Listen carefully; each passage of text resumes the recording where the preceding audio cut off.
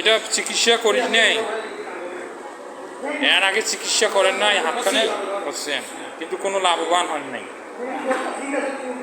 এইটা কতদিন ধরে এইরকম আপনার? প্রায় 7-8 বছর।